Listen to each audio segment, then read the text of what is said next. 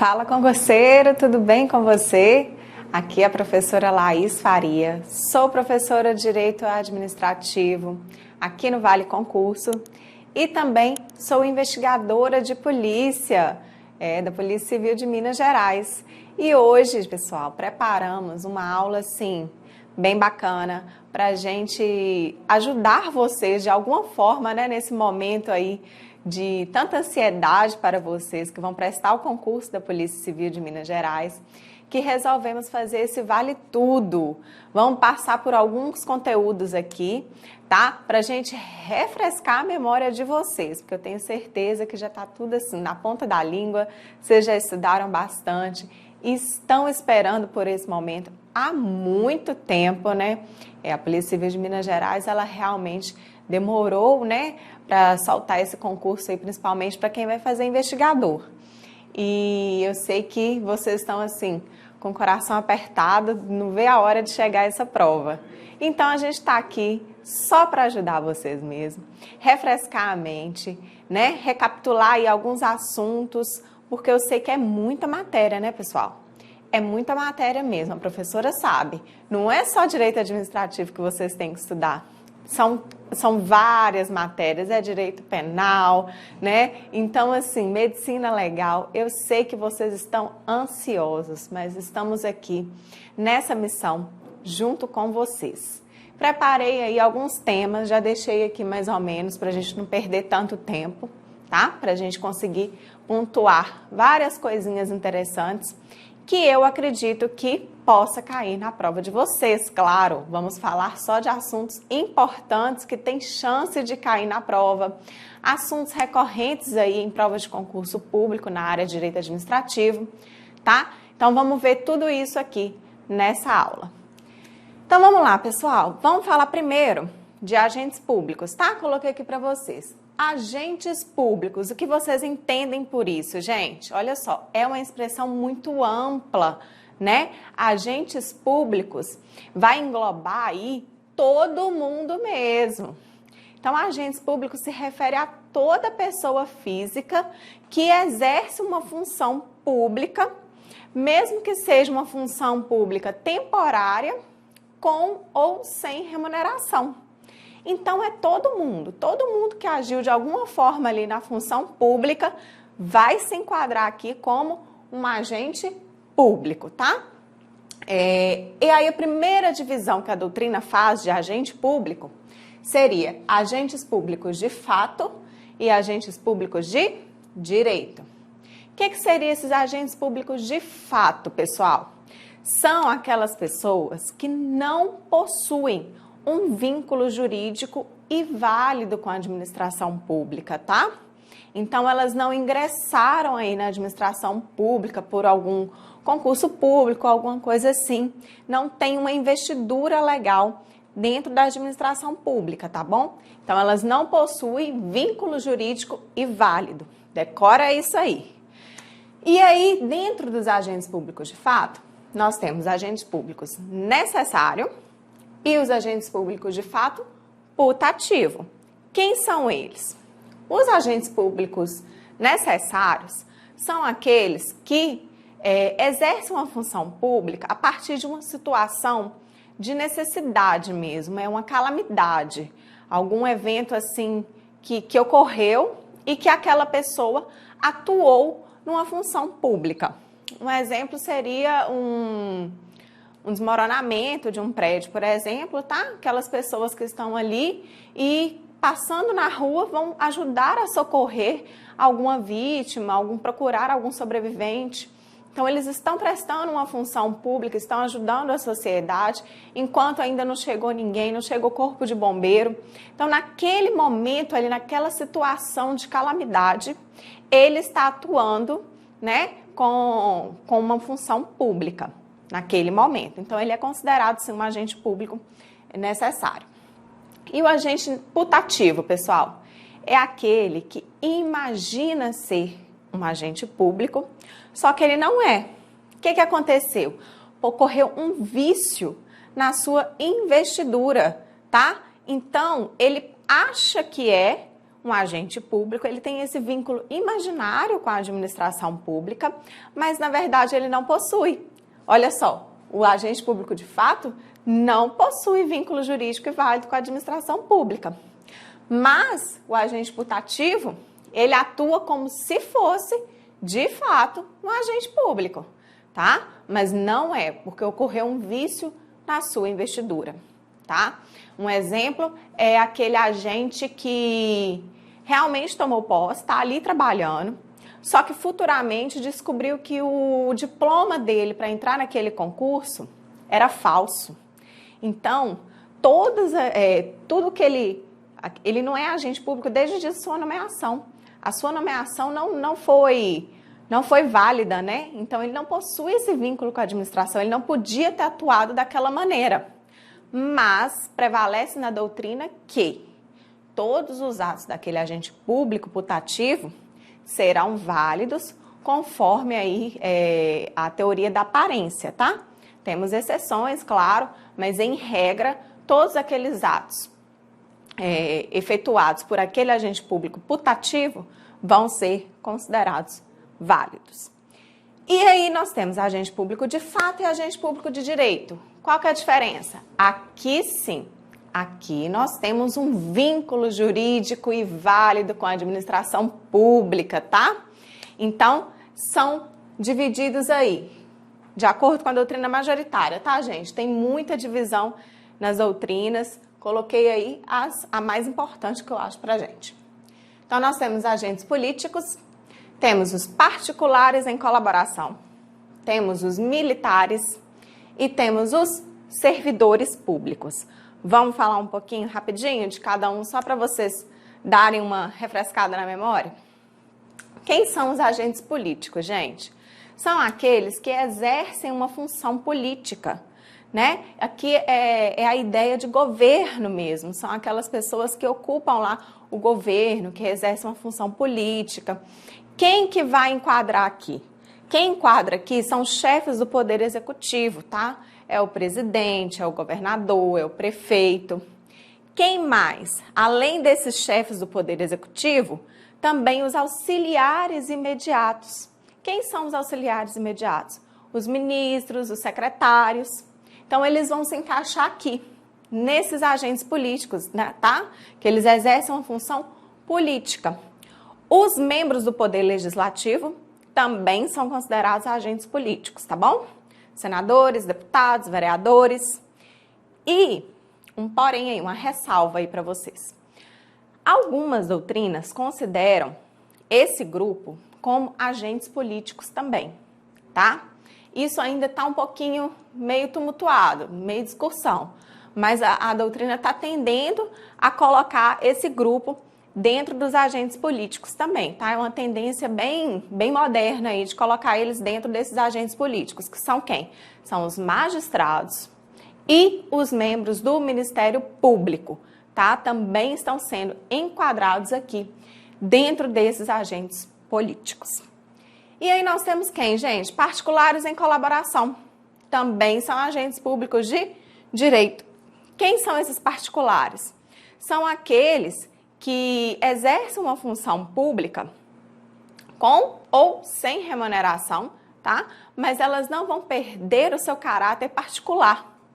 Exemplo, é o mesário lá das eleições, são os jurados, tá? Do tribunal do júri. Então, pessoal, no momento em que eles estão ali atuando como jurados, eles estão exercendo uma função pública, tá? Mas eles não perdem sua característica, seu caráter de particular. Amanhã eles vão para casa e continuam e não estão mais exercendo a função pública. Mas naquele momento, eles são considerados agentes públicos, né? No caso, particulares em colaboração com a administração pública. E os militares, pessoal, que é a nossa terceira ali. Militar também tem autor que não coloca nesse rol. Tem autor que coloca os militares aqui dentro, tá? Dentro dos servidores públicos. Mas os militares também estão na tendência aí moderna de colocar eles separados, colocar como se fosse uma categoria aqui mesmo, de agentes públicos de direito. Porque eles possuem muita peculiaridade própria, né? Um estatuto diferente só dos militares. Então, a doutrina vem colocando eles aqui como uma outra categoria também, tá? Daí depende de como cair na prova de vocês, vocês dão uma analisada, lê com carinho a questão, que eu acho que não tem muito problema não. E os militares são os integrantes aí das Forças Armadas, né? Policiais militares e Corpo de Bombeiro Militar. Todos esses entram aqui. E aí sim a gente entra nos servidores públicos, que é o mais interessante para a nossa prova, acredito eu, né? Alguns doutrinadores costumam chamá-los de agentes administrativos. E aí os servidores públicos, pessoal, eles vão exercer uma função pública, tá? Com caráter profissional. Esses aqui, em regra, eles recebem a remuneração, tá? E aí a gente coloquei aqui já, ó, temos outras categorias, né, outras divisões dentro desses servidores públicos. Então, vamos colocar aqui. Servidor público, quem faz parte? Servidores temporários, servidores seletistas e os servidores estatutários. Vocês futuramente estarão aqui, tá? Então, vocês serão servidores estatutários, tá? Quem são os servidores temporários, gente? São aqueles contratados pela administração para exercer uma função pública em caráter transitório, tá? Então, ele vai ser contratado por tempo determinado para exercer aquela função e pronto. Não tem necessidade da administração pública manter um vínculo a mais com ele. Então, foi uma necessidade transitória que gerou aquele contrato. Então, o vínculo que ele tem, que esse servidor temporário aqui tem com a administração pública, é através de um contrato, tá? Esse servidor temporário, ele não ocupa cargo público, ele não ocupa emprego público, tá? Ele entrou aí através de o seu vínculo com a administração pública é somente contrato, tá bom? E ele também não presta o quê? Não presta concurso público, né, gente?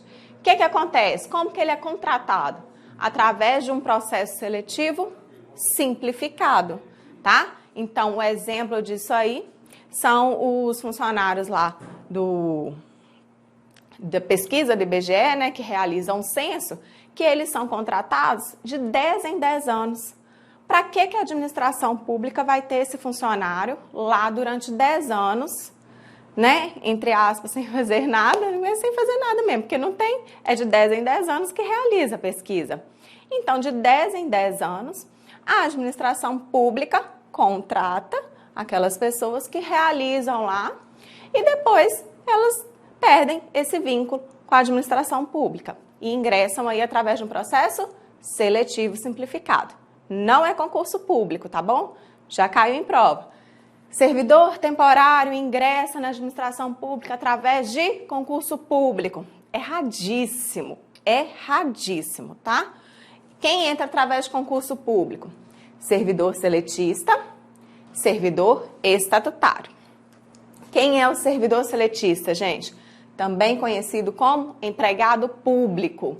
É aquele que ocupa um emprego público, tá? Então, o empregado público ocupa um emprego público.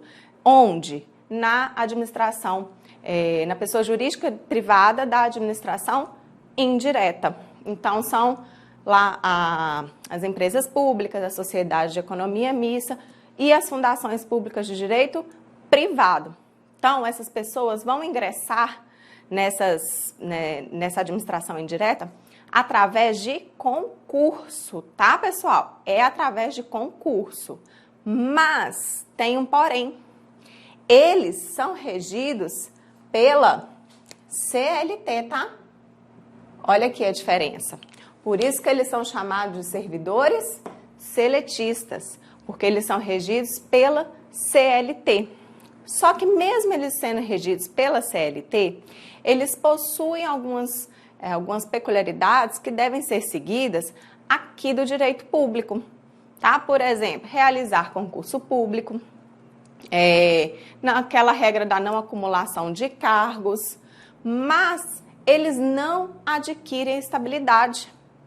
Apesar deles prestarem concurso público, esses servidores seletistas não adquirem estabilidade, tá? Olha aí a grande diferença. Aí o STJ já decidiu, gente, que eles podem sim ser demitidos, mas a demissão desses servidores seletistas, elas devem ser motivadas, tá bom? Então, há que ter motivação de todas as demissões que forem feitas desses servidores seletistas. E por fim, nós temos quem? Servidores estatutários. Servidores estatutários, gente, são regidos por um estatuto, né? Por isso o nome. Servidor seletista é regido pela CLT. Servidor estatutário é regido por um estatuto. O que ele ocupa, gente? Ele ocupa um cargo público. Deixa eu colocar aqui, ó, só para vocês verem a diferença. Cargo público. E esse? É emprego público. É essa a diferença, ó. Enquanto aqui ocupa emprego público, aqui ocupa cargo público. Esse cargo público, gente, ele pode ser dividido aqui, ó, em cargo público efetivo e o cargo público em... Nó que letra horrorosa. Cargo público em comissão. O cargo público efetivo é esse que vocês estão fazendo. Vocês vão prestar um concurso público, depois vocês vão ser nomeados, depois disso vocês vão passar por 3 anos de efetivo exercício naquele cargo público. Após esses 3 anos, vocês vão passar por uma avaliação de desempenho e aí vocês vão adquirir o quê? Vão adquirir a estabilidade. Então, é esse aqui o cargo público efetivo. E o cargo público em comissão, gente, é aquele que é de livre nomeação e livre exoneração. Então, no cargo público em comissão, não precisa de concurso público. Coloca aí no caderninho de vocês, tá? Essa ressalva, já vi caindo em prova. Cargo público em comissão. Há necessidade de prestar concurso público? De jeito nenhum, gente. Cargo público em comissão é de livre nomeação e livre exoneração, ok? Não precisa de fazer concurso público. E só para a gente lembrar, gente, a regrinha do concurso público que vocês estão prestando aí, que eu tenho certeza que vocês já sabem, né? Qual que é a validade? A validade do concurso público é de até 2 anos, certo? Pode ser que a validade desse concurso seja de 1 ano? Pode. Vai depender aí da administração pública, tá? Se ela definir que vai ser 1 ano a validade daquele concurso, vai ser de 1 ano. Mas é de até 2 anos. Podendo ser prorrogável por mais uma vez, por igual período. Se eu coloquei que o prazo é de 2 anos, eu posso prorrogar por mais 2. Se eu coloquei que o prazo é de 1 ano, essa prorrogação vai ser de quanto, gente? Mais 1 ano, tá? Não confundam isso na hora da prova também, que já veio casinho falando que o prazo do concurso era 1 ano e foi prorrogado por mais 2. Aí não pode. É prorrogável mais uma vez pelo mesmo período, igual período, tá? E para a gente finalizar aqui, agentes públicos, pessoal, vamos falar rapidinho da responsabilidade do agente público. Qual é? O agente público, ele pode ser responsabilizado tanto na esfera civil, penal ou administrativa. Então, caso ele cometa algum ilícito aí, né, algum ato irregular, ilegal, ele vai ser responsável, pode ser, né, dependendo do que ele cometeu, ele pode ser responsabilizado nas 3 esferas. Junto, professora, junto, pode ser. Por quê, gente? Porque essas esferas, elas são independentes. Então, o processo de cada uma vai correr separado, tá?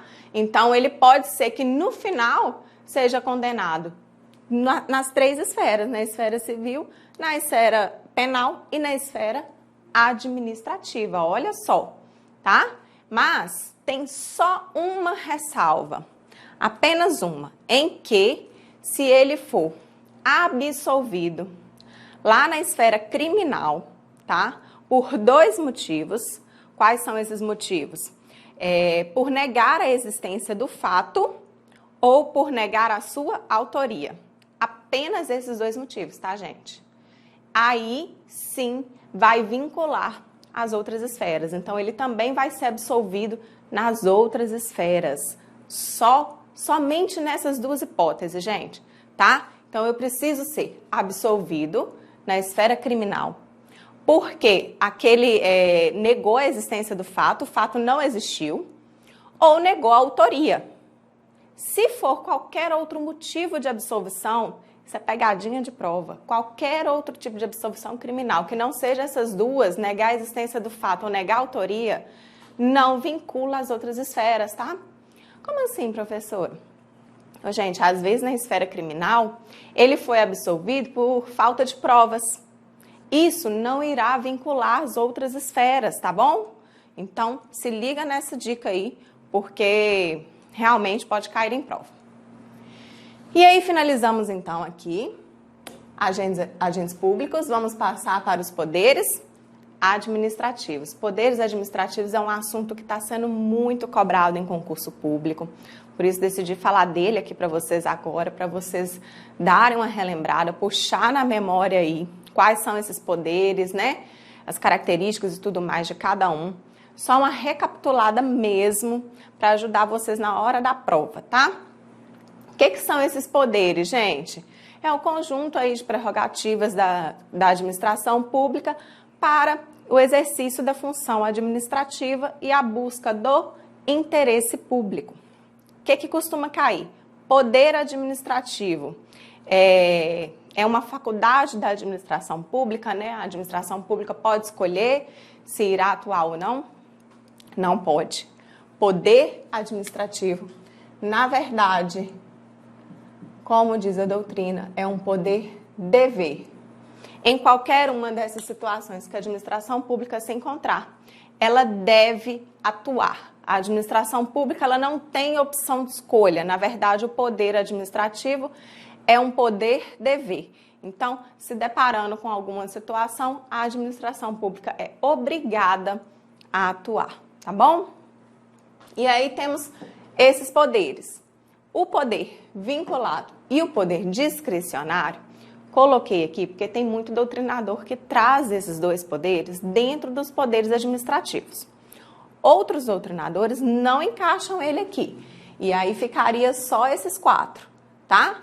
Mas eu coloquei porque geralmente em prova eles estão sendo cobrados mesmo como poder administrativo. Então, coloquei eles aqui, vocês ficam de olho lá. O que é o poder vinculado, gente? É aquele que a administração pública não possui nenhuma margem de liberdade para a sua atuação, correto? Está totalmente vinculada à lei, à legislação. E o poder discricionário? Aqui a administração pública já possui uma certa margem de liberdade para poder atuar, sempre com limites, claro, limites legais, e agindo dentro da proporcionalidade e da razoabilidade. Fechou? Não tem muito o que falar desses poderes, não. Acho que vocês já sabem bastante de poder vinculado, poder discricionário. Vamos falar do poder hierárquico, gente. É aquela ideia de subordinação, tá? O poder hierárquico, gente, ele só vai existir dentro de uma mesma pessoa jurídica, tá bom? Coloquem isso na cabeça de vocês. Isso também tem caído muito em prova. Poder hierárquico não existe entre pessoas jurídicas diferentes. O que existe entre pessoas jurídicas diferentes, pessoal? Existe um controle finalístico, uma tutela específica, mas não existe hierarquia, tá bom? Então, ele vai funcionar apenas dentro da mesma pessoa jurídica.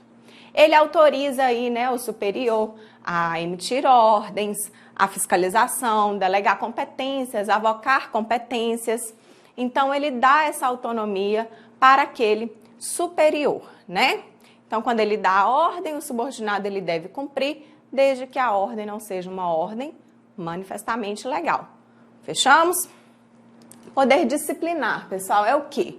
É aquele que apura irregularidades e pode aplicar sanções a quem? A quem possui uma relação especial com a administração pública. Então, eu estou falando só dos agentes públicos? Então, o poder disciplinar, ele irá apurar as irregularidades e aplicar sanções aos agentes públicos? Sim, mas só aos agentes públicos? Não. Pegadinha, hein? Não. Pode ser também um particular que possui um vínculo especial com a administração pública. Pode dar um exemplo, professora? Claro. Um estudante de uma escola municipal, por exemplo, ele tem um vínculo com o município, tá? Então, ali, ele pode aplicar alguma penalidade, né? Alguma suspensão àquele aluno, porque não está agindo de uma forma correta com os outros coleguinhas, etc. E aí, nós temos o poder regulamentar, pessoal. O que é esse poder regulamentar? É aquela prerrogativa da administração pública de editar atos gerais e abstratos para fiel execução da lei. Como assim, professor? Traduz isso aí para mim. Gente, ela vai complementar a lei, tá? Isso aqui são edição de normas secundárias. Quem edita normas primárias é lá no Poder Legislativo. Nós não estamos falando de edição dessas normas primárias.